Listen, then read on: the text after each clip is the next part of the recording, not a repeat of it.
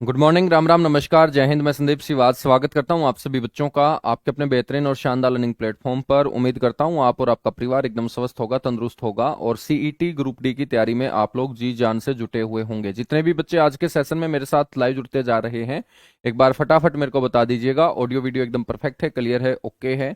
और मेरे दोस्त, हरियाणा इतिहास में आज अपनी 4 नंबर क्लास है और अभी तक हरियाणा इतिहास में जो जो हमने पढ़ा है अच्छे तरीके से आप लोगों ने रिवाइज भी उसको कर लिया होगा। और किसी बच्चे ने यदि रिवाइज नहीं किया है तो साथ के साथ इनको आप लोग रिवाइज करके चलोगे तो मेरे दोस्त ये अच्छे तरीके से दिमाग में सेट होंगे।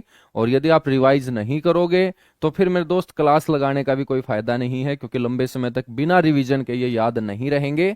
और जब याद नहीं रहेंगे तो बच्चों एग्जाम में अपने को वो आउटपुट देखने को नहीं मिलेगी। तो जितना भी मैं करवाता हूँ डेली बहुत आराम से धीरे धीरे आप लोगों को पढ़ा के चल रहा हूँ। मुश्किल से 1 या 2 पेज के नोट्स आपके डेली बनते होंगे और इनको आप साथ के साथ कवर करते चलिएगा, ठीक है। बहुत बढ़िया, राम राम, नमस्कार भाई, जितने भी बच्चे जुड़ते जा रहे हैं। हमने बात की थी यहाँ पर साहित्यिक स्रोत की, और साहित्यिक स्रोत के अंदर बच्चों हम वैदिक साहित्य पढ़ चुके हैं, पौराणिक साहित्य पढ़ चुके हैं और बौद्ध धर्म ग्रंथ तीसरे नंबर पे बच्चों हमने पढ़ना स्टार्ट किया था। बौद्ध धर्म ग्रंथ से हरियाणा के लोगों के रहन सहन, आर्थिक जीवन, महात्मा बुद्ध की हरियाणा के अंदर जो यात्राएं रही हैं उनके बारे में हमें पता चलता है। बच्चों वैसे तो बौद्ध धर्म ग्रंथ बहुत सारे हैं जो हरियाणा के बारे में जानकारी देते हैं, लेकिन मुख्य रूप से 2 बौद्ध धर्म ग्रंथ आपको याद रखने हैं। ये 2 कौन से हैं? एक दिव्य वेदांत नाम का ग्रंथ है और एक मंजिम निकाय नाम का ग्रंथ है। दिव्य वेदांत नाम का जो ग्रंथ है बच्चों, ये हरियाणा के बौद्ध धर्म के प्रचार और प्रसार की भी जानकारी देता है। दिव्य वेदांत नाम का बौद्ध धर्म ग्रंथ बताता है कि बौद्ध धर्म के हरियाणा के अंदर 2 महत्वपूर्ण केंद्र हुआ करते थे। बौद्ध धर्म का एक महत्वपूर्ण केंद्र रोहतक था और दूसरा अग्रोहा था। बेटा, इस अग्रोहा जो क्षेत्र की मैं जिक्र कर रहा हूं, ये हिसार जिले का कस्बा है। रोहतक को आप सभी जानते ही हैं। बच्चों, रोहतक क्षेत्र की सीमा का विवरण दिया गया है। रोहतक का जो आपका विस्तार है वो बताया गया है दिव्य वेदांत नाम के बौद्ध धर्म ग्रंथ के अंदर। और रोहतक का क्षेत्र बताया गया कि 12 योजन ये लंबा हुआ करता था और 7 योजन चौड़ा हुआ करता था। और यहाँ पर कुल 62 दरवाजे, 62 दरवाजे इस क्षेत्र के अंदर हुआ करते थे। दिव्य वेदांत बौद्ध धर्म ग्रंथ के बाद हम चर्चा करेंगे यहाँ पर मंजिम निकाय की।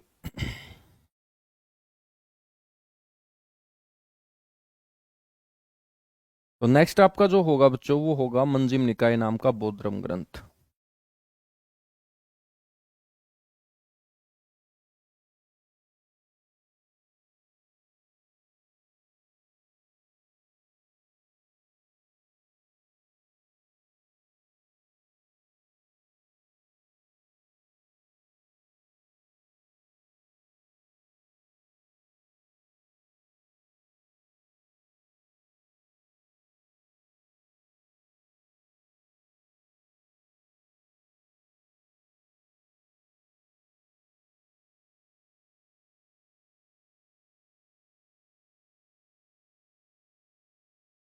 मंजिम निकाय नाम का बौद्ध धर्म ग्रंथ। बच्चों, मंजिम निकाय नाम का बौद्ध धर्म ग्रंथ महात्मा बुद्ध की हरियाणा के गुड़गांव की यात्रा के बारे में वर्णन करता है, ठीक है। तो सबसे पहले तो आपको पता होना चाहिए कि ये बौद्ध धर्म ग्रंथ जो है महात्मा बुद्ध की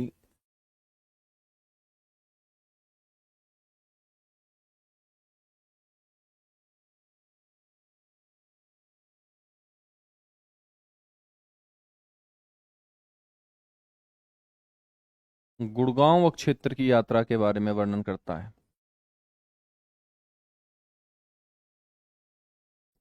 गुड़गांव क्षेत्र की यात्रा का वर्णन बताया गया कि महात्मा बुद्ध गुड़गांव क्षेत्र में आए थे और गुड़गांव का एक गांव है बच्चों, दनकोट गांव। और इस गुड़गांव के दनकोट गांव में आकर महात्मा बुद्ध ने अपने एक शिष्य को बच्चों उपदेश देने का काम किया था। तो गुड़गांव के गांव दनकोट में बच्चों, ये जो दनकोट गांव है इसको पहले थुलकोठिया के नाम से जाना जाता था। इसके नाम से जाना जाता था थुलकोठिया। तो दनकोट के बारे में हम बात करें तो दनकोट का प्राचीन नाम याद रखेंगे थुलकोठिया, और जब भी आप झज्जर से गुड़गांव की तरफ जाओगे, गुड़गांव में प्रवेश करने से पहले आपको ये गांव नजर आएगा, धनकोट गांव। तो गुड़गांव के गांव धनकोट में महात्मा बुद्ध द्वारा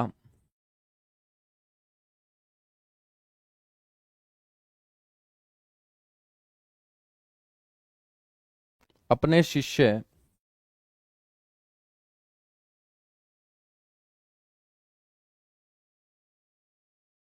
बेटा रथपात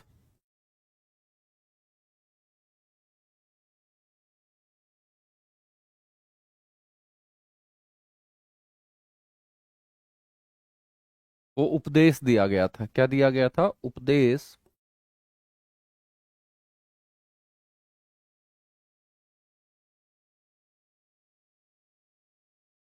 दिया गया था। तो इसके बारे में कौन सा ग्रंथ हमें जानकारी देता है?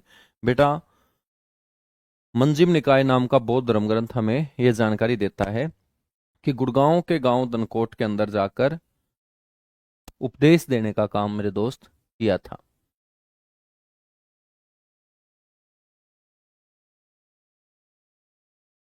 ठीक है, तो मंजिम निकाय में ये आपको दो बातें याद रखनी है।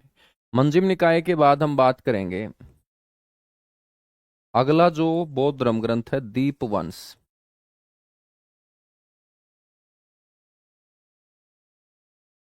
दीपवंश नाम का जो ग्रंथ है बच्चों, ये एक द्वीप के बारे में बताता है। और अपने आसपास कौन सा द्वीपीय देश है भारत का पड़ोसी? बच्चों भारत का सबसे नजदीक जो द्वीपीय पड़ोसी है वो श्रीलंका है। तो बेटा ये श्रीलंका का ही आपका एक ग्रंथ है जो श्रीलंका के अंदर बौद्ध धर्म के बारे में जानकारी देने का काम करता है।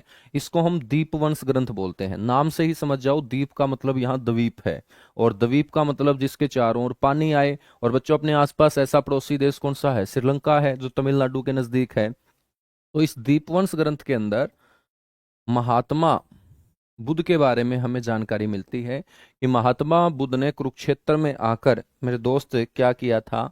दान प्राप्त किया था। तो यहां से एक पॉइंट याद रखेंगे।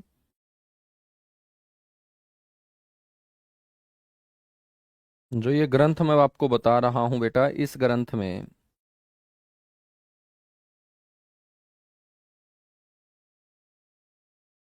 महात्मा बुद्ध के कुरुक्षेत्र से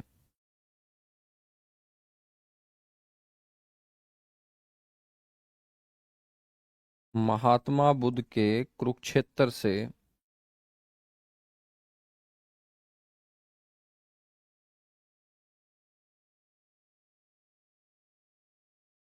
दान प्राप्ति का वर्णन है।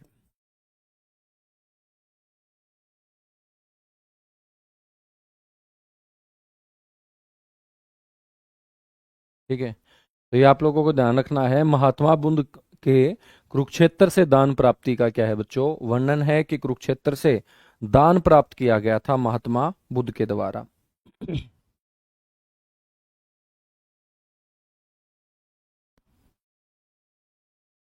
दीपवंश ग्रंथ के बाद आपको याद रखना है चुलवग।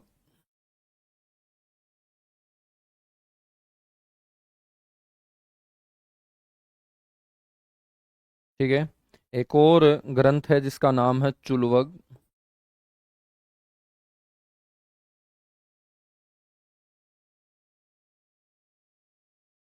ये चुलवग नाम का जो ग्रंथ है बच्चों,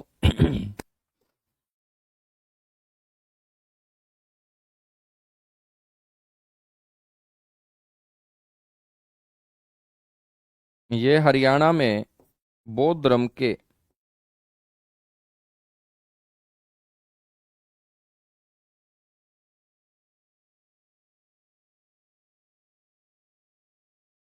प्रचार और प्रसार के बारे में जानकारी देता है।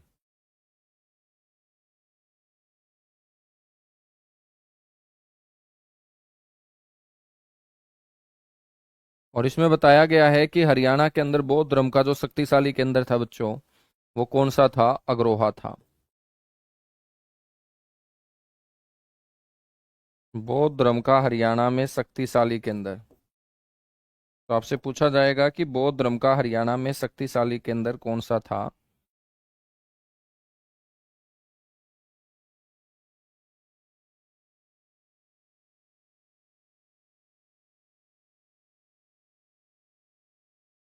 बौद्ध धर्म का हरियाणा के अंदर शक्तिशाली केंद्र था अग्रोहा। ठीक है। और बेटा इस अग्रोहा को अगलपुर के नाम से भी पुकारा गया है इस चुलवग नाम के ग्रंथ के अंदर। वैसे अग्रोहा का प्राचीन नाम आप अगरोदका पढ़ते होंगे, तो अगरोदका के साथ साथ एक और याद रखना है अगलपुर। और अगलपुर का जो वर्णन है बेटा वो आप लोगों को पता होना चाहिए कि कौन से ग्रंथ के अंदर हमें मिलता है वर्णन, चुलवग नाम के ग्रंथ के अंदर बच्चों हमें इसका वर्णन मिलता है। ठीक है, यहां तक चीजें समझ में आई?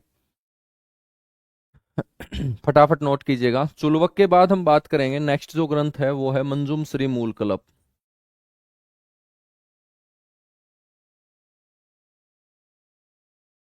मंजुम श्री मूल कल्प। बच्चों ये भी बौद्ध धर्म से संबंधित एक ग्रंथ है जो हरियाणा के बारे में हमें क्या देता है, जानकारी। बच्चों ये अपने हरियाणा के थानेसर का वर्णन करता है।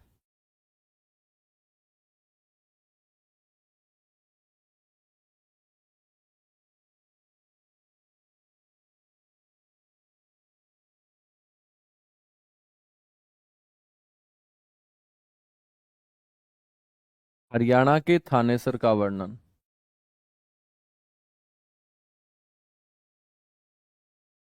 ठीक है।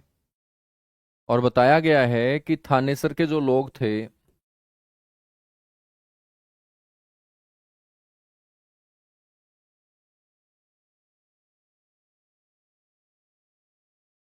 वो वैश्य समाज से जुड़े हुए थे।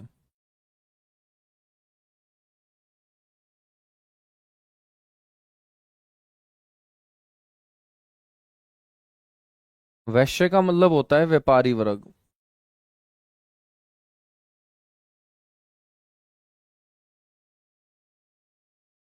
ठीक है। तो थानेसर में रहने वाले अधिकतर जो लोग थे वो कौन से समुदाय से जुड़े हुए थे, वैश्य समुदाय से जुड़े हुए थे। इस बात की जानकारी हमें कौन सा ग्रंथ देता है, मंजुम श्री मूल कल्प मेरे बच्चों देता है। मंजुम श्री मूल कल्प देने का काम करता है। ठीक है।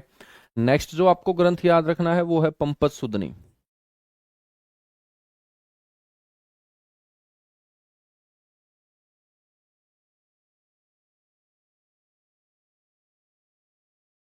कौन सा ग्रंथ है नेक्स्ट? पंपत सुदनी नाम का ग्रंथ है।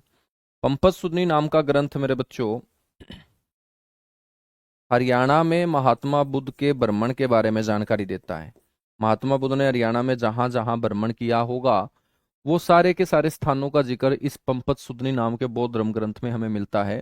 तो हरियाणा में महात्मा बुद्ध,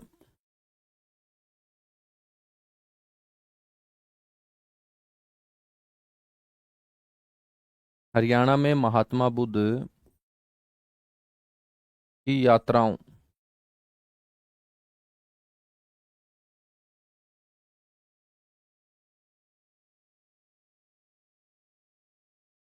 के बारे में जानकारी।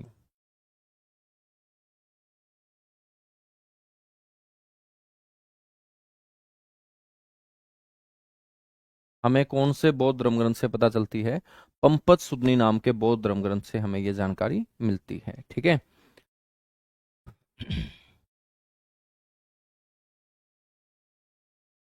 फटाफट नोट कीजिएगा बच्चों, उसके बाद आगे बढ़ेंगे। देखिएगा बौद्ध धर्म के बारे में जानकारी देने वाले महत्वपूर्ण ग्रंथ यही हैं जिसके अंदर हमने पंपत सूदनी, मंजूम श्री मूलकलक, दिव्य वेदांत, दीपवंश और चुलवक के बारे में मेरे दोस्त हमने चर्चा की है। ठीक है बच्चों, आप लोगों को यह भी पता होना चाहिए कि बौद्ध धर्म के अंदर हमें पिटकों के बारे में भी जानकारी मिलती है। और एक पिटक है बच्चों विनय पिटक। कौन सा पिटक है? विनय पिटक। तो विनय पिटक में भी एक महत्वपूर्ण जानकारी दी गई है।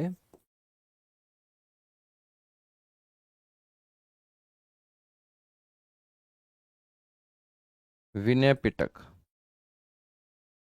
बेटा विनय पिटक के अंदर जानकारी दी गई है कि एक बहुत तगड़े वैद्य थे, हकीम थे, जिनका नाम था जीवक। महान वैद्य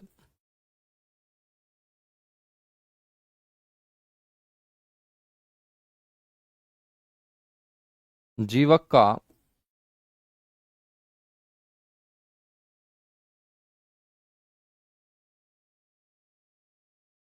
हरियाणा से संबंध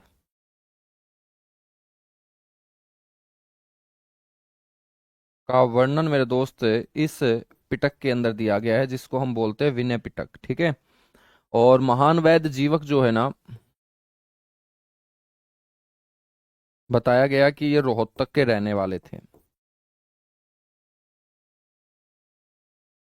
तो बच्चों, महान वैद्य जीवक हरियाणा के रहने वाले थे, इस बात की जानकारी हमें कौन सा बौद्ध धर्म ग्रंथ देता है? विनय पिटक देता है। तो जीवक जो है बच्चों, ये रोहतक के रहने वाले थे।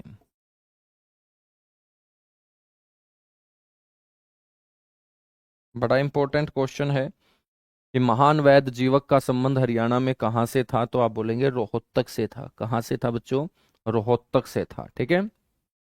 बौद्ध धर्म ग्रंथ के बच्चों जो और कथाएं हैं, जिनको हम जातक कथाएं बोलते हैं, जिनको हम जातक कथाएं बोलते हैं, तो जातक कथाओं के अंदर भी हरियाणा के कुरुक्षेत्र का वर्णन बार बार हमें मिलता है।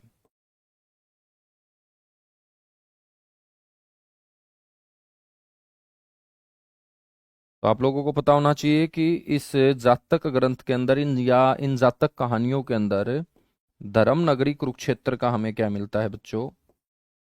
वर्णन मिलता है।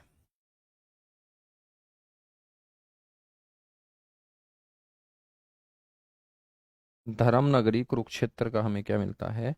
वर्णन मिलता है। कौन से ग्रंथों के अंदर? कथाओं के अंदर, जातक कथाओं के अंदर। ठीक है।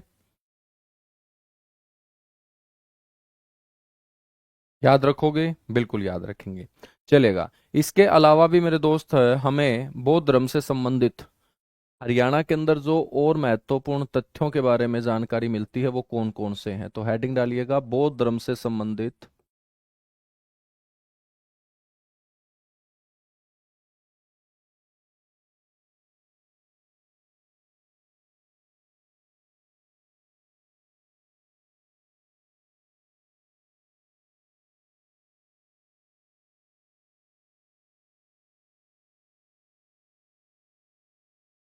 महत्वपूर्ण तथ्य।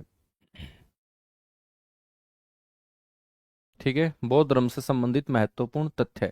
बच्चों, सबसे पहला तथ्य तो आपको पता होना चाहिए कि महात्मा बुद्ध ने हरियाणा का जो यमुनानगर जिला है, यमुनानगर के अंदर एक गांव पड़ता है जिसका नाम है सुध। सुध नाम के गांव के अंदर आके महात्मा बुद्ध ने मेरे बच्चों क्या दिए थे? प्रवचन दिए थे। ठीक है। तो सबसे पहला तथ्य तो हरियाणा के बारे में ये याद रखना है कि महात्मा बुद्ध के द्वारा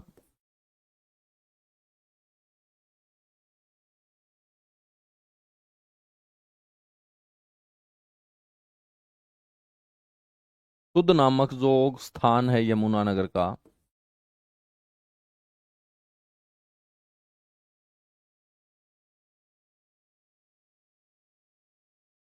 ठीक है,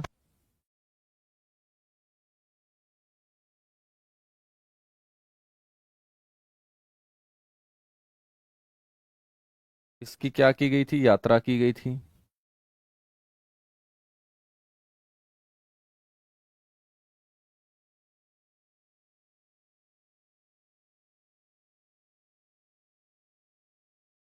और यहां पर मेरे दोस्त महात्मा बुद्ध के द्वारा क्या दिए गए थे? प्रवचन दिए गए थे। तो मैं आपसे क्वेश्चन पूछूं कि महात्मा बुद्ध ने हरियाणा के कौन से स्थान की यात्रा की थी और जहां पर उन्होंने प्रवचन देने का काम किया था? तो आपको पता होना चाहिए मेरे दोस्त कि सुध नामक स्थान की यात्रा की गई थी और महात्मा बुद्ध ने यहां पर आकर बच्चों प्रवचन देने का क्या किया था? काम किया था। याद रखेंगे बच्चों। ये जो सुध नामक स्थान है ना, एक महत्वपूर्ण बौद्धकालीन स्थान है। और बताया गया है कि इस सुध यमुनानगर के अंदर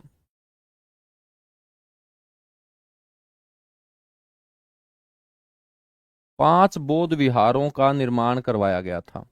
बौद्ध विहार तो समझते होंगे आप। 5 बौद्ध विहारों का निर्माण, जिनमें से एक बौद्ध विहार का निर्माण बच्चों सम्राट अशोक के द्वारा करवाया गया था।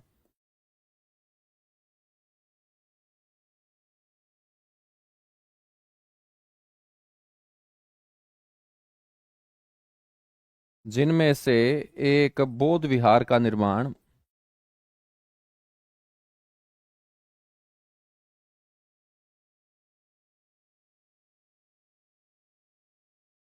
बेटा किसने करवाया था? सम्राट अशोक ने। याद रखेंगे, जिसमें से एक बौद्ध विहार का निर्माण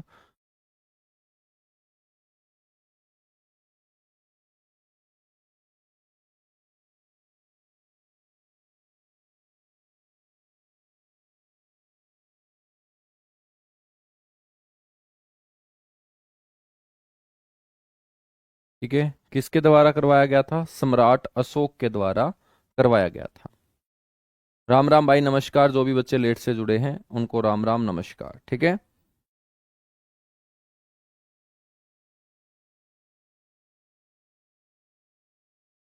बिल्कुल। हम बात कर रहे हैं कि शुद्ध यमुनानगर के अंदर मेरे दोस्त बौद्धकालीन स्तूप के बारे में भी अपने को जानकारी मिलती है। स्तूप का मतलब क्या होता है? एक अर्ध गोलाकार आकृति का बना हुआ गुंबद होता है मेरे दोस्त, उसी को हम बोलते हैं स्तूप। और स्तूप हमेशा धार्मिक स्थान होता है बौद्ध धर्म से जुड़े हुए लोगों का। तो याद रखेंगे, शुद्ध यमुनानगर में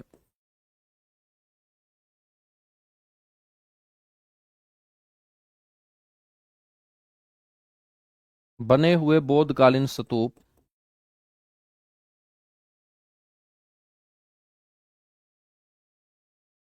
बौद्धकालीन स्तूप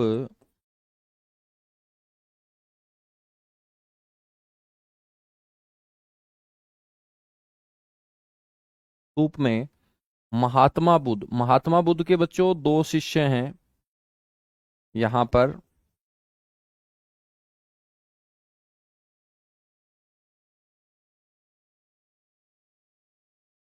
जिसमें से एक का नाम है सारिपुत्र और एक का नाम है आचार्य मोदगाल्यान। एक शिष्य का नाम है आचार्य मोदगाल्यान।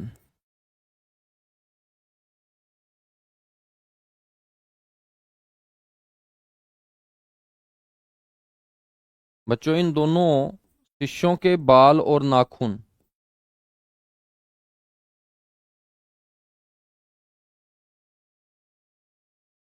सुरक्षित रखे गए हैं। तो बड़ा इंपॉर्टेंट क्वेश्चन बनता है बच्चों, ये बताइएगा, आचार्य सारिपुत्र और मोदगाल्यान के बाल और नाखून हरियाणा के कौन से बौद्धकालीन स्थान के ऊपर सुरक्षित रखे गए हैं? तो आप बोलेंगे वो सुरक्षित रखे गए हैं सुध नामक स्थान के ऊपर। कहां पर? सुध नामक स्थान के ऊपर। ठीक है बच्चों, यदि मैं स्तूप की बात करूं तो बौद्ध धर्म से जुड़ी हुई ये इमारतें स्तूप, इसमें से एक 300 फीट ऊंचा स्तूप बच्चों बनाने का काम सम्राट अशोक ने हरियाणा के कुरुक्षेत्र के थानेसर में भी किया था। तो आपको पता होना चाहिए, सम्राट अशोक के द्वारा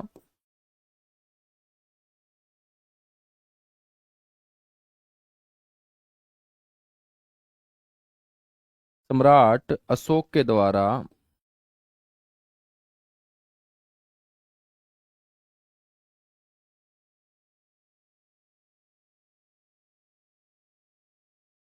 300 फीट ऊंचा स्तूप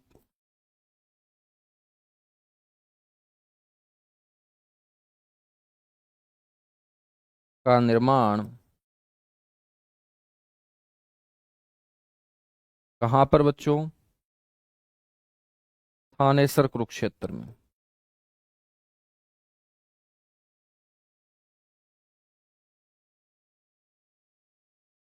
थानेसर कुरुक्षेत्र में, ठीक है बेटा। स्तूप का जिक्र हो रहा है तो चनेट्टी गांव पड़ता है यमुनानगर के अंदर, वहां पर भी एक स्तूप बना हुआ है। इसको हम चनेट्टी ग्राम का स्तूप बोलते हैं।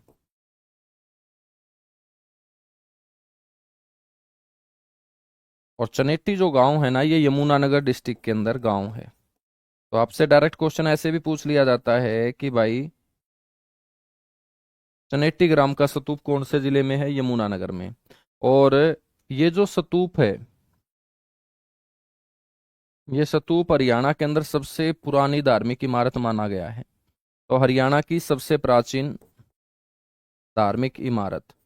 और धार्मिक इमारत है तो कौन से धर्म से जुड़ी हुई है? बौद्ध धर्म से जुड़ी हुई है। तो हरियाणा की सबसे प्राचीन धार्मिक इमारत, बच्चों आपसे कोई पूछ ले तो आपको बोलना है चनेट्टी ग्राम का स्तूप।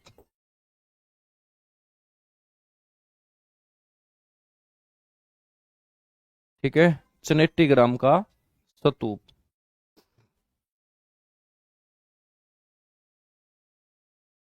तो चनेट्टी ग्राम का स्तूप, स्तूप की आकृति कैसी होती है? अर्ध गोलाकार होती है, ये भी आप लोगों को ध्यान रखना है। ठीक है बच्चों, सम्राट अशोक ने हरियाणा के थानेसर के अलावा भी स्तूपों का निर्माण करवाया था। और सम्राट अशोक ने ये स्तूप बनवाए थे, एक तो सिरसा के अंदर, सम्राट अशोक द्वारा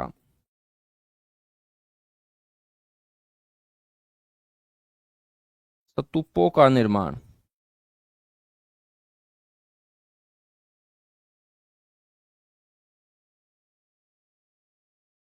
ठीक है। तो सम्राट अशोक के द्वारा जो स्तूपों का निर्माण करवाया गया बच्चों, एक तो कुनाल गांव के अंदर। तो बड़ा इंपॉर्टेंट है कि कुनाल गांव के अंदर जो स्तूप बना हुआ है उसकी स्थापना किसने की थी, उसका निर्माण किसने करवाया था? सम्राट अशोक ने। और कुनाल जो गांव है बच्चों, वो कौन से डिस्ट्रिक्ट का गांव है? फतेहाबाद डिस्ट्रिक्ट का।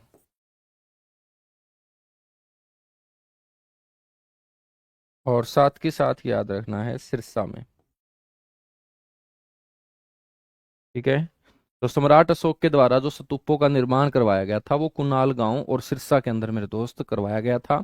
इससे पहले 300 फुट ऊंचा एक स्तूप थानेसर कुरुक्षेत्र में भी सम्राट अशोक जो हैं वो स्थापित करवा चुके थे, बनवा चुके थे।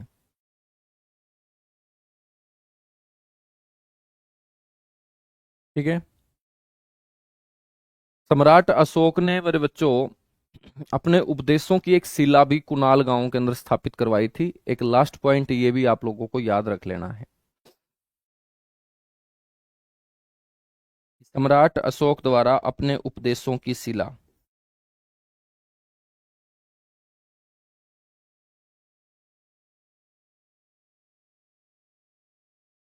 सम्राट अशोक के द्वारा अपने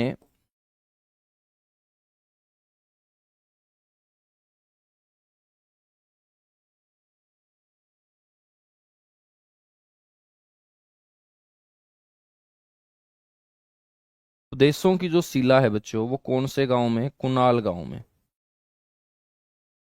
और कुनाल गांव हम पढ़ ही रहे हैं, फतेहाबाद जिले का गांव है। ठीक है, तो ये बौद्ध धर्म से जुड़े हुए हरियाणा से संबंधित फैक्ट आप लोगों को ध्यान रखने हैं। बौद्ध धर्म ग्रंथ के बाद मेरे दोस्त हम चर्चा करेंगे जैन धर्म ग्रंथों की।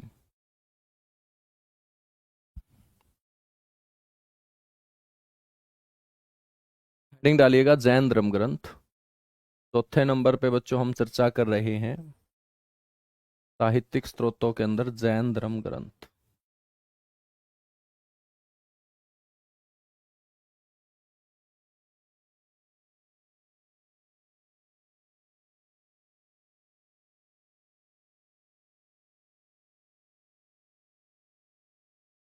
बच्चों, जैन धर्म ग्रंथ भी अपने हरियाणा के आर्थिक, सामाजिक, राजनीतिक, सांस्कृतिक जीवन के बारे में जानकारी देते हैं। ठीक है, तो जैन धर्म ग्रंथों से भी हमें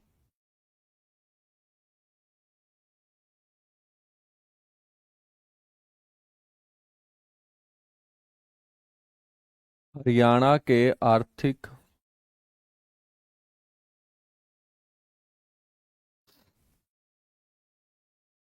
सामाजिक और राजनीतिक,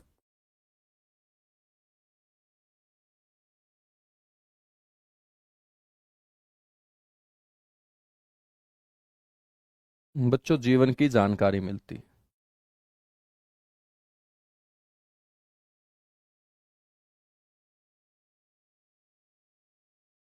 जीवन की हमें क्या मिलती है? जानकारी मिलती है। ठीक है, हम बात करें तो वो मुख्य जैन धर्म ग्रंथ कौन कौन से हैं जिनसे हमें ये जानकारी मिलती है? तो हरियाणा के बारे में जानकारी देने वाले जो मुख्य जैन धर्म ग्रंथ होंगे वो कौन कौन से होंगे? हरियाणा के बारे में जानकारी देने वाले।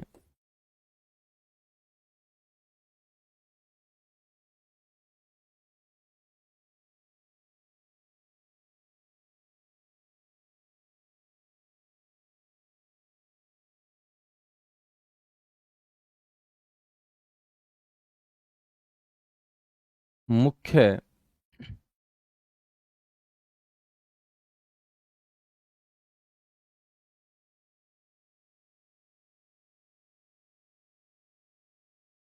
जैन धर्म ग्रंथ मेरे दोस्त कौन कौन से हैं, ठीक है।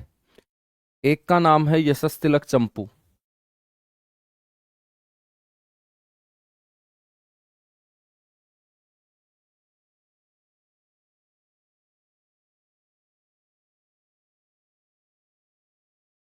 यशस्तिलक चंपू। बच्चों ये यशस्तिलक चंपू किसके द्वारा लिखा गया है? सोमदेव के द्वारा।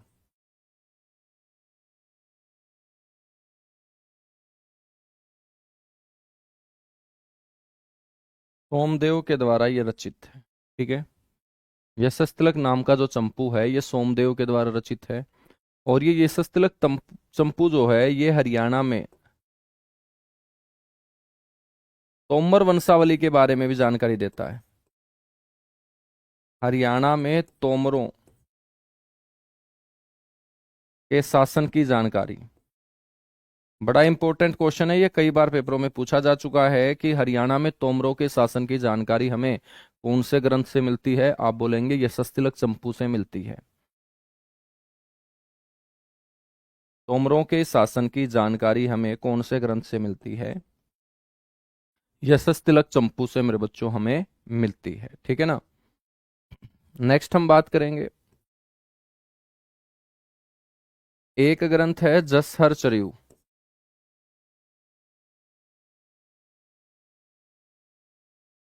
जसहर चर्यू।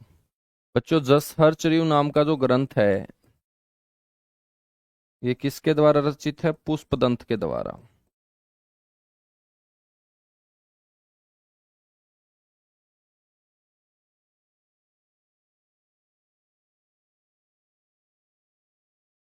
ये किसके द्वारा रचित होगा? पुष्पदंत के द्वारा। क्वेश्चन कैसे पूछेगा कि भाई जसहर चर्यू नाम का जो ग्रंथ है ना वो कौन से धर्म से जुड़ा हुआ है? आप बोलेंगे जैन धर्म से। आपसे फिर पूछा जाएगा कि ये किसके द्वारा रचित है? आप बोलेंगे पुष्पदंत के द्वारा। आपसे पूछ लेगा इसके बारे में हमें कौन से धर्म से संबंधित जानकारी मिलती है, तो बच्चों हरियाणा के अंदर जैन धर्म के बारे में हमें जानकारी मिलती है, ठीक है। इसके अलावा आपको ध्यान रखना है भद्रबाहु चरित। भद्रबाहु के द्वारा लिखा गया भद्रबाहु चरित।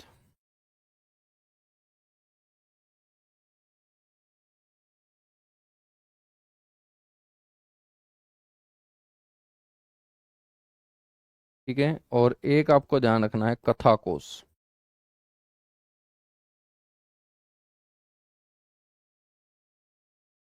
तो बच्चों ये चार ग्रंथ हैं जो जानकारी देते हैं हरियाणा के अंदर जैन धर्म के बारे में, ठीक है।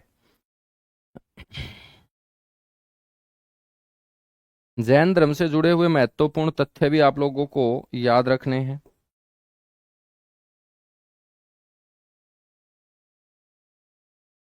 महत्वपूर्ण तथ्यों में बच्चों सबसे पहले आपको पता होना चाहिए कि हरियाणा के अंदर जैन धर्म को पुनर्जीवित करने का श्रेय हम किसे देते हैं? तो बच्चों बताया गया है कि गुजरात के रहने वाले जीन वल्लभ सूरी ये हरियाणा में आए थे और हरियाणा में जैन धर्म को पुनर्जीवित किया था। तो हरियाणा में जैन धर्म को पुनर्जीवित करने का श्रेय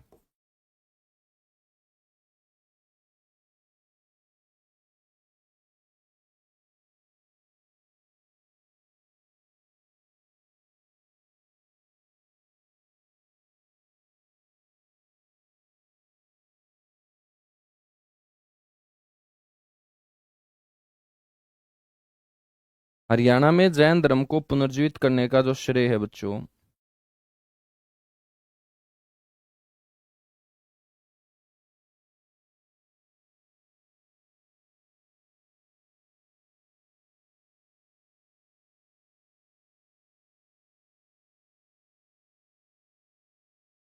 जीन वल्लभ सूरी को जाता है। और जीन वल्लभ सूरी मेरे दोस्त कहाँ रहते थे? रहने वाले गुजरात के थे, लेकिन हरियाणा के अंदर बच्चों ये हांसी के अंदर रहा करते थे। कहाँ रहा करते थे? हांसी के अंदर। तो जीन वल्लभ सूरी का हरियाणा में जो निवास था,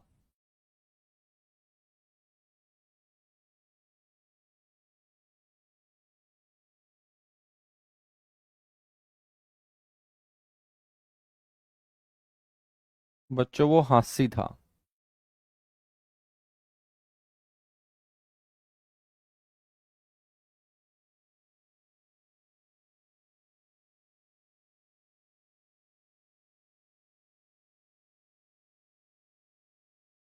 तो जीन वल्लभ सूरी कहाँ रहा करते थे बच्चों? हांसी हिसार में रहा करते थे। ठीक है। हम बात करें तो जैन धर्म के जो शक्तिशाली केंद्र थे हरियाणा में,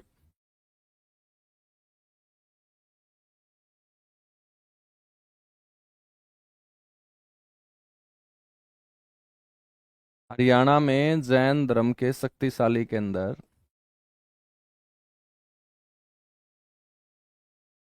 बच्चों वो था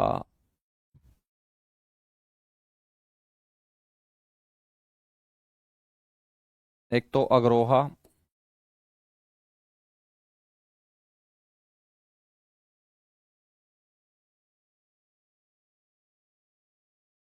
और एक मेरे दोस्त हांसी।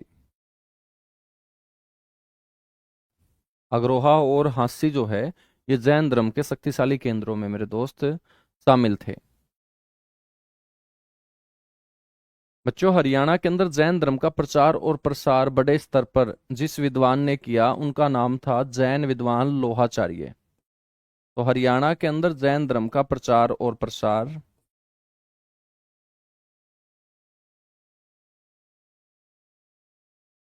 हरियाणा में जैन धर्म का, याद रखिए कि प्रचार और प्रसार,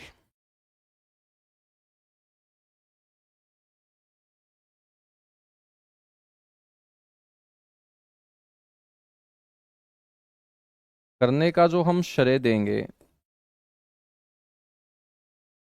वो लोहाचार्य को देंगे। लोहाचार्य। लोहाचार्य जो है बच्चों, ये कहाँ के रहने वाले थे? इनका जन्म हुआ था हरियाणा के हिसार जिले के अग्रोहा कस्बे के अंदर। तो लोहाचार्य का जो जन्म है वो कहाँ हुआ है? अग्रोहा के अंदर हुआ है। ठीक है भाई, ये 4 नंबर की क्लास है रोहित शर्मा। ठीक है। हाँ, 4 नंबर क्लास ही है, तो टेंशन मत ले।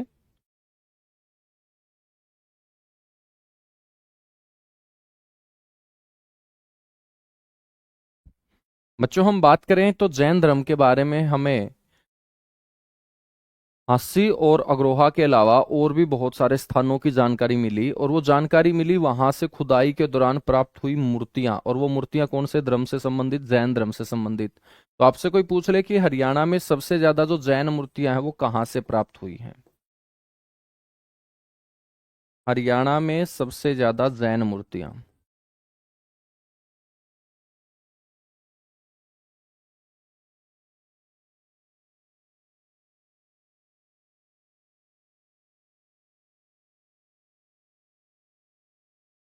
तो बेटा आपको पता होना चाहिए कि हरियाणा में सबसे ज्यादा जो जैन मूर्तियां प्राप्त हुई, ये प्राप्त हुई हैं एक तो हांसी से,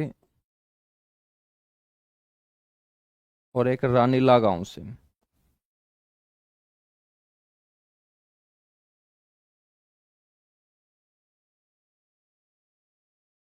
और रानीला गांव बच्चों कौन से जिले का है? चरखी दादरी जिले का। ठीक है बच्चों, इन मूर्तियों में बड़ी इंपॉर्टेंट मूर्ति है 9वीं सदी के संत आदिनाथ।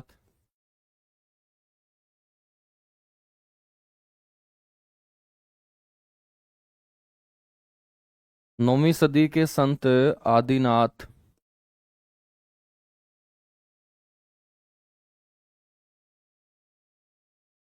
की जो मूर्ति है बच्चों, ये जींद से प्राप्त हुई।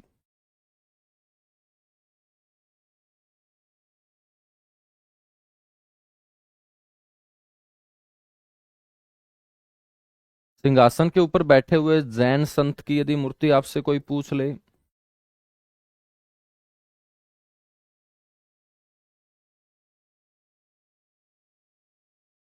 सिंहासन पर बैठे हुए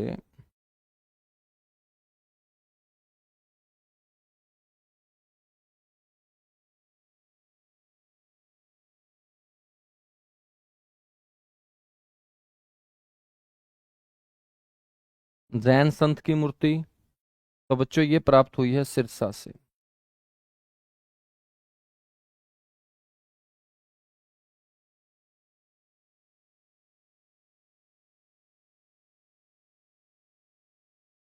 ठीक है, कहाँ से प्राप्त हुई है ये? सिरसा से प्राप्त हुई है। यहां तक बातें समझ में आई? एक बार फटाफट बताइएगा बच्चों, बिल्कुल स्टेप बाय स्टेप हम चल रहे हैं, बिल्कुल स्टेप बाय स्टेप हम चल रहे हैं, ठीक है। तो ये क्वेश्चन के रूप में ही आप लोगों को याद रखने हैं, जितनी भी मैं लाइनें लिखवा रहा हूं ना, ये सारे के सारे क्वेश्चन के रूप में आपको याद रखनी है।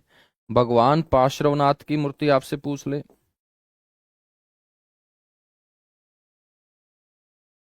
कि हरियाणा में भगवान पार्श्वनाथ की मूर्ति कहाँ से प्राप्त हुई है, तो बेटा ये प्राप्त हुई है ऐस्थल बोहर से।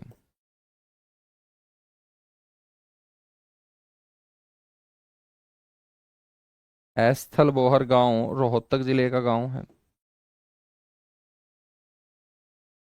भगवान महावीर की मूर्ति आपसे कोई पूछ ले कहाँ से प्राप्त हुई, तो आप बोलेंगे पिंजौर से प्राप्त हुई।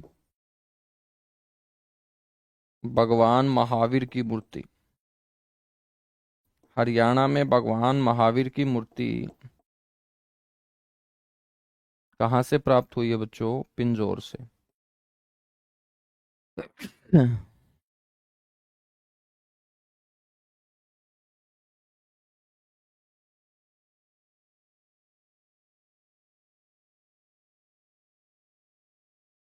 पिंजौर पंचकुला से प्राप्त हुई है, ठीक है।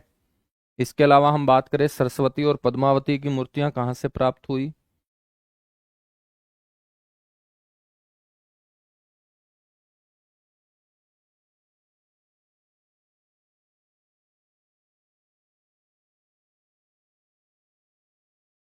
सरस्वती व पद्मावती की मूर्ति बच्चों प्राप्त हुई है हांसी से।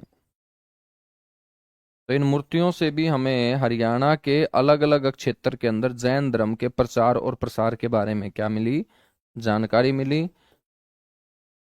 तो सरस्वती और पद्मावती की मूर्तियां कहाँ से प्राप्त हुई है? हांसी से प्राप्त हुई है, ठीक है।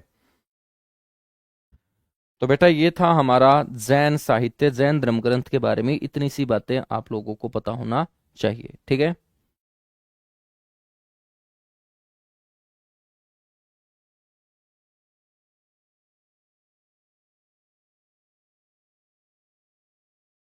चलिएगा, अब 5वें नंबर पे हम चर्चा करते हैं।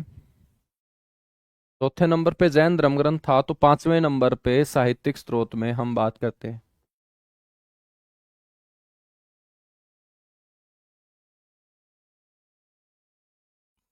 विदेशी विवरण।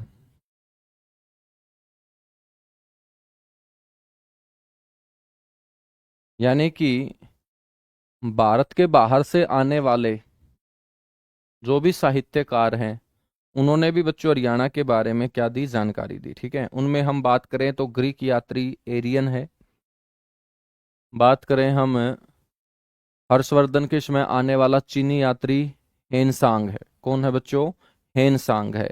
और इसके अलावा हम बात करेंगे यहाँ पर हेनसांग से पहले जो आया था मौर्य काल के अंदर, चंद्रगुप्त मौर्य के समय, फाहियान। तो बच्चों उन्होंने भी हरियाणा के बारे में क्या दी है? जानकारी दी है। तो याद रखेंगे ग्रीक यात्री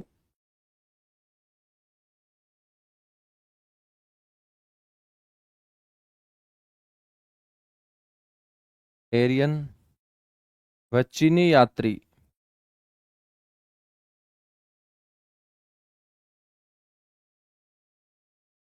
फाहियान। पहला चीनी यात्री कौन था बच्चों? फाहियान था। और दूसरा चीनी यात्री कौन था? हेनसांग, ठीक है। द्वारा लिखे गए यात्रा वृत्तांतों में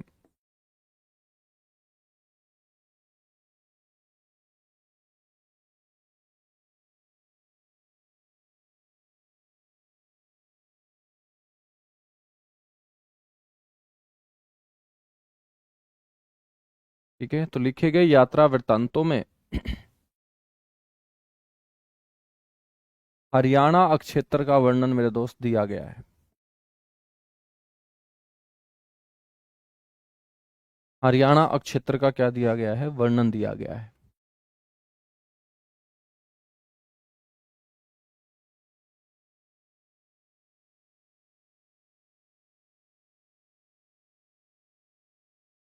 ठीक है, हम बात करें तो हेनसांग के द्वारा लिखा गया वृत्तांत सीयू की।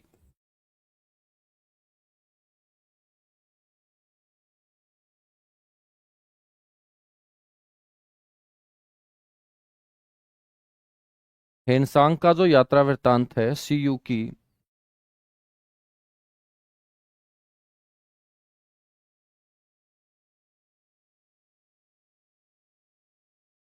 बच्चों इसके अंदर थानेसर, तुद और फतेहाबाद का जो टोहाना क्षेत्र है,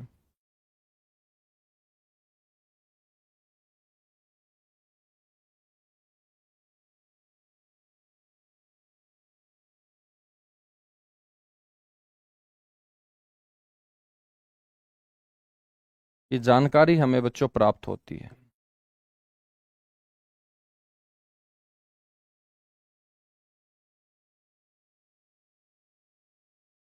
ठीक है, इसी सीयू की नाम के ग्रंथ के अंदर बच्चों थानेसर शहर की प्रशंसा सबसे ज्यादा की गई है। तो आपसे पूछ ले कि सीयू की नाम का जो ग्रंथ लिखा है हेनसांग ने, उसमें सबसे ज्यादा जो प्रशंसा की गई है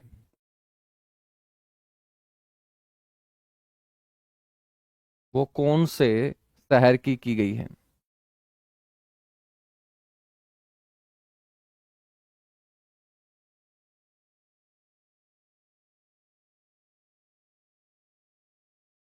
वो थानेसर नगर की सबसे ज्यादा प्रशंसा की गई है बच्चों।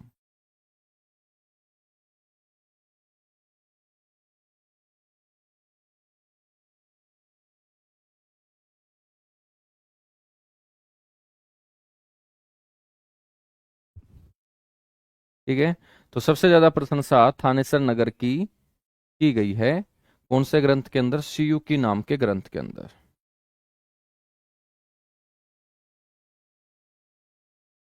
तो मेरे दोस्त ये था हमारा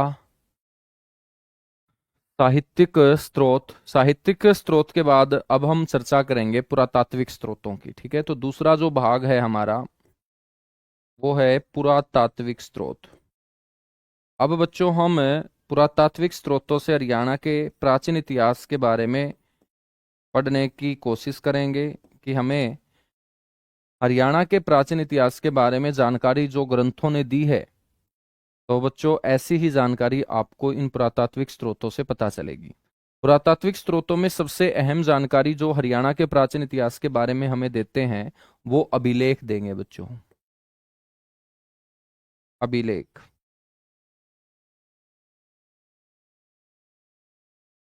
ठीक है, अभिलेख का मतलब क्या होता है? किसी भी कठोर सतह के ऊपर खुदाई करके लिखे गए अक्षरों को हम अभिलेख बोलते हैं। ठीक है, तो कोई भी कठोर सतह है जो हम बच्चों स्कूल में बेंचों के ऊपर लिख दिया करते थे, दीवारों के ऊपर लिख दिया करते थे, ऐसे ही पहले के जो शासक हैं, लोग जो हैं, वो किसी भी कठोर सतह के ऊपर, वो कठोर सतह किसी पत्थर की भी हो सकती है, किसी धातु की भी हो सकती है। ठीक है, तो किसी भी कठोर सतह के ऊपर खुदाई करके लिखे गए अक्षरों को या लिखे गए अपने मन के भावों को बच्चों हम क्या बोलते हैं? अभिलेख बोलते हैं। तो आपको पता होना चाहिए कि हरियाणा के बारे में जानकारी देने वाले जो अभिलेख प्राप्त हुए हैं बच्चों, वो 37 अभिलेख प्राप्त हुए हैं। तो हरियाणा से संबंधित जानकारी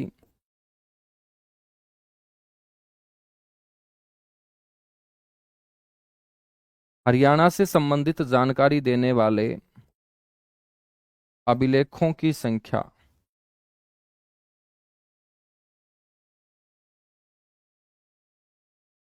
ठीक है, तो हरियाणा से संबंधित जानकारी देने वाले अब तक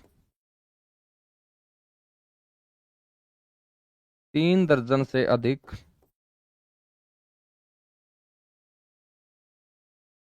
तीन दर्जन से अधिक कुल 37 अभिलेख प्राप्त हुए हैं बच्चों।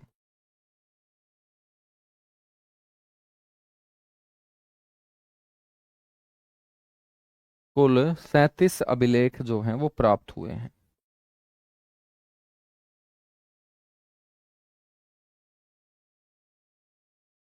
ठीक है।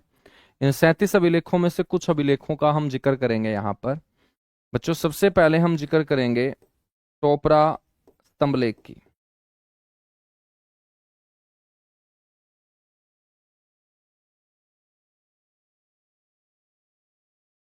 टोपरा स्तंभलेख, बेटा ये टोपरा स्तंभलेख जो है ये टोपरा नामक गांव यमुनानगर जिले के अंदर है। वहां पर एक स्तंभ लाकर उसके ऊपर लेख लिख के यहाँ स्थापित किया गया था। ये टोपरा के अंदर जो स्तंभ लाकर स्थापित किया गया था ये सम्राट अशोक के द्वारा स्थापित किया गया था। और सम्राट अशोक इस पिल्लर को, इस स्तंभ को लेके आए थे गुजरात की गिरनार पहाड़ी से। तो गुजरात की गिरनार पहाड़ी से लाकर सम्राट अशोक ने यहाँ पर एक पिल्लर और उसके ऊपर अपने मन के भाव यानी कि लेख मेरे दोस्त लिखने का काम किया। और ये स्तंभ यमुनानगर जिले के टोपरा नामक गांव के अंदर बच्चों स्थापित कर दिया था। तो टोपरा स्तंभ लेख जो है ये सबसे महत्वपूर्ण स्तंभ लेख है। भारत का ही सबसे महत्वपूर्ण स्तंभ लेख होगा बच्चों ये। हरियाणा का तो अपने आप ही हो जाएगा जब भारत का ही सबसे महत्वपूर्ण है। भारत का सबसे महत्वपूर्ण स्तंभ लेख। मैंने भारत का सबसे महत्वपूर्ण स्तंभ लेख क्यों बताया, क्योंकि अभी तक भारत से जितने भी स्तंभ लेख प्राप्त हुए हैं बच्चों, उनमें से सबसे ज्यादा जो राजज्ञाएं हैं वो अंकित इस टोपरा स्तंभ लेख के ऊपर पाई गई हैं। ठीक है, तो याद रखना है भारत का सबसे महत्वपूर्ण स्तंभ लेख, सबसे ज्यादा राजज्ञाएं अंकित, सबसे ज्यादा 7 राजज्ञाएं।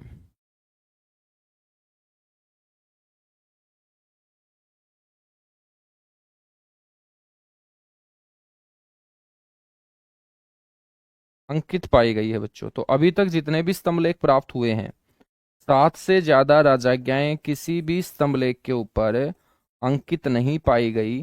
तो सबसे ज्यादा राजज्ञाएं इसी के ऊपर अंकित पाए जाने के चलते हम इसको भारत के अंदर सबसे महत्वपूर्ण स्तंभ लेख मेरे दोस्त बोलेंगे। ठीक है, ये जो स्तंभ लेख है ये किसके द्वारा स्थापित किया गया?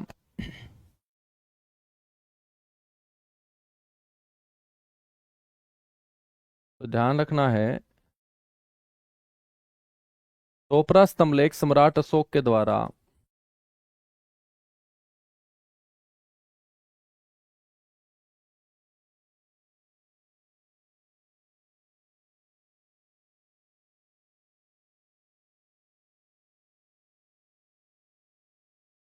गिरनार पहाड़ी,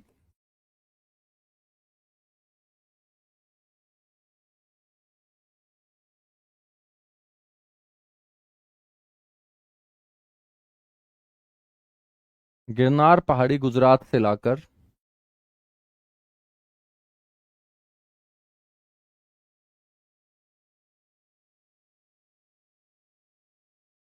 टोपरा गांव यमुनानगर में स्थापित।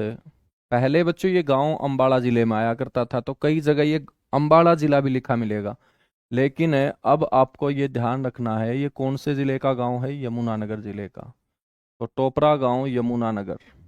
ठीक है, तो टोपरा गांव यमुनानगर में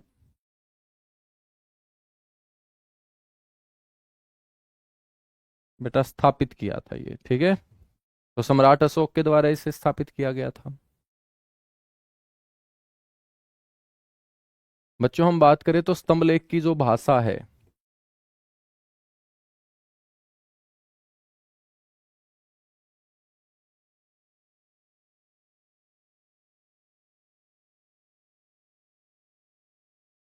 और लिपि है, तो बच्चों कौन सी है? तो स्तंभ लेख की जो भाषा है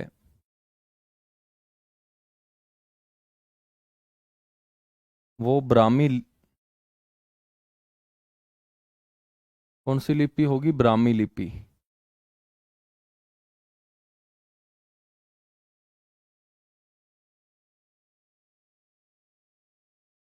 और भाषा होगी प्राकृत।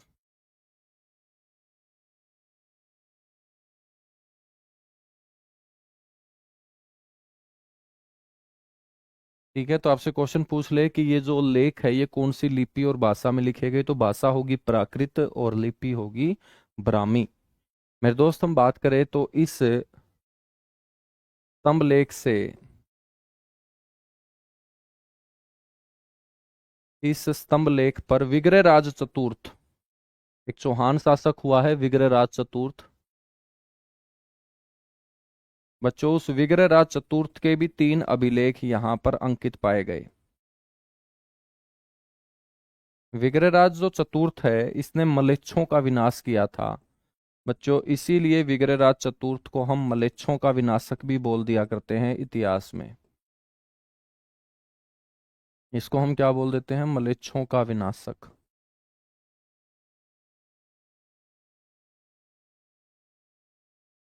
ठीक है, तो इस स्तंभ लेख पर विग्रहराज चतुर्थ के 3 अभिलेखों की जानकारी भी हमें मिलती है।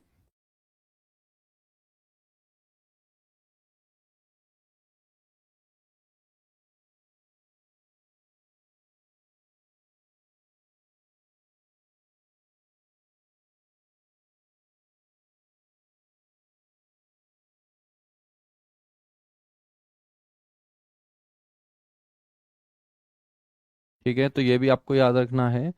इस स्तंभ लेख के ऊपर विग्रहराज चतुर्थ के भी बच्चों 3 अभिलेख जो हैं अंकित पाए गए हैं, और विग्रहराज चतुर्थ को हम क्या बोलेंगे? यहाँ मलेच्छों का विनाशक बोलेंगे। क्या बोलेंगे? मलेच्छों का विनाशक बोलेंगे। बच्चों, हम बात करें तो 14वीं सदी के अंदर इस स्तंभ लेख के ऊपर बुरी नजर पड़ी किसकी? फिरोज शाह तुगलक की। और फिरोज शाह तुगलक इसको यहां से उखाड़ कर कहाँ ले जाता है? दिल्ली, और अपने किले के अंदर इस स्तंभ को स्थापित कर देता है। तो 14वीं सदी में फिरोज शाह तुगलक जब यहाँ शिकार खेलने के लिए आया था, तो बच्चों उसकी नजर इस पिल्लर के ऊपर पड़ी थी। तो 14वीं सदी में फिरोज शाह तुगलक द्वारा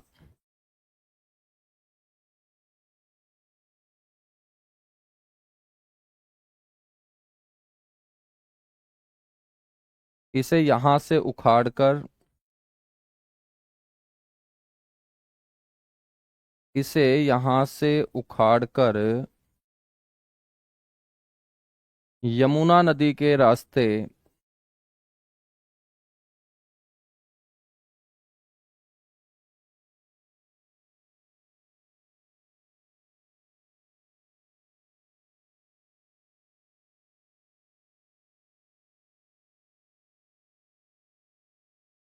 दिल्ली ले जाकर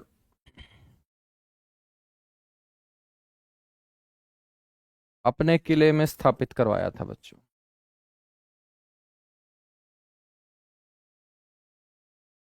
अपने किले के अंदर क्या करवाया था? स्थापित।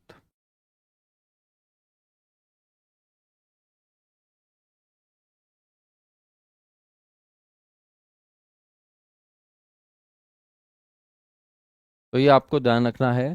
फिरोज शाह तुगलक के द्वारा इसे यहां से उखाड़कर यमुना नदी के रास्ते दिल्ली ले जाया गया, और दिल्ली ले जाकर अपने किले के अंदर बच्चों इसको स्थापित करवाने का क्या किया था? काम किया था। ठीक है, तो मेरे भाई आज की अपनी ये क्लास होती है यहीं पर कंप्लीट, और एक दो क्लास में और इस तरीके से हम पढ़ेंगे, क्योंकि ये स्टार्टिंग है बच्चों इतिहास की, और स्टार्टिंग में ही यदि तुम लोगों को समझ में नहीं आएगा कि किस तरीके से सीक्वेंस में हम आगे बढ़ रहे हैं, तो फिर फायदा नहीं होगा, है ना। इसलिए बहुत आराम आराम से करवा रहा हूँ, क्योंकि कोई जल्दबाजी अभी है नहीं। ऐसा नहीं है कि नवंबर में पेपर है, दिसंबर में पेपर, अभी पेपर का अपने को पता नहीं है।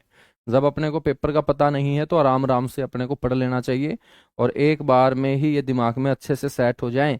इस तरीके से आप लोगों को अपने नोट्स भी बना लेने हैं, फिर इन नोट्स की बार बार रिवीजन भी करनी है, और आपको मार्केट की किसी भी किताब के हाथ लगाने की ज़रूरत ही नहीं पड़ेगी यदि आप अपने हाथों से इस तरीके से अच्छे अच्छे नोट्स बनाते चलोगे। ठीक है ना? चलेगा बच्चों, थैंक यू।